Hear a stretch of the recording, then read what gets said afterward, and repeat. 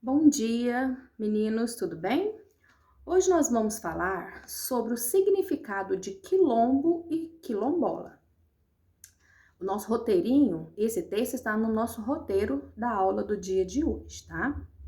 Então, durante o regime colonial e imperial, as comunidades quilombolas eram fortes e estratégicas, estratégias de resistência dos negros e tinham um ideal de ruptura social, ideológica e econômica.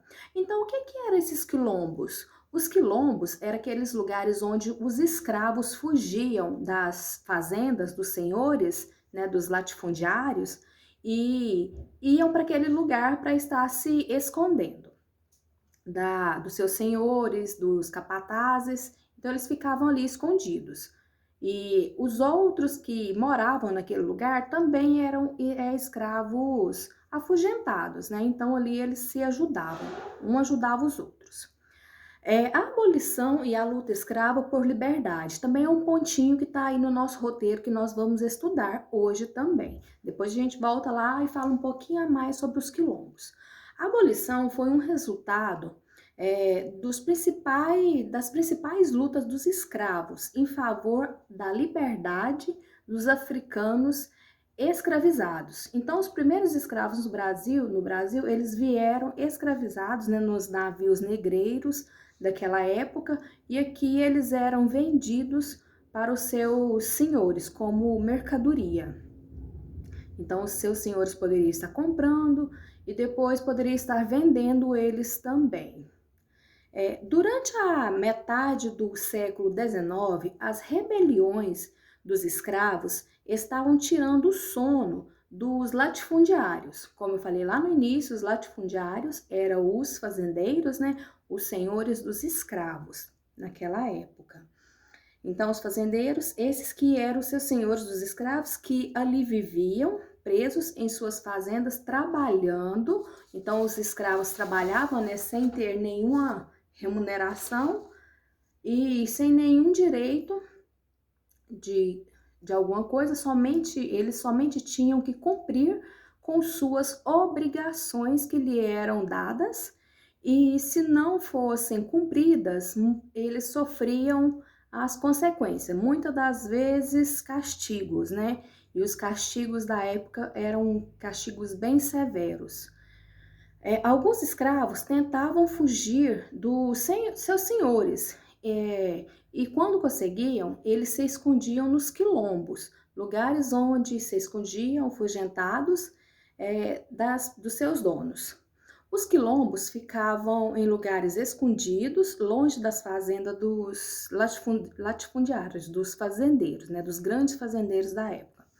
A indisciplina dos escravos, que eram consideradas indisciplinas, né, que muitas das vezes eles não queriam fazer alguma coisa que lhe era mandada, geravam conflitos entre eles, seus senhores e os feitores das fazendas, aquelas pessoas que ficavam ali para tomar conta dos escravos, para que eles não fugissem, para que eles fazessem o seu serviço direito, e resultava muitas das vezes até em morte dos escravos, quando eles tentavam fugir e não eram capturados para trazer de volta, às vezes eles até morriam durante essa tentativa de fuga. Vamos continuar aqui então. E quando os escravos fugiam das fazendas, que eles eram escravizados, eles iam lá e se escondiam onde? Nos quilombos, igual a tia falou agorinha, né?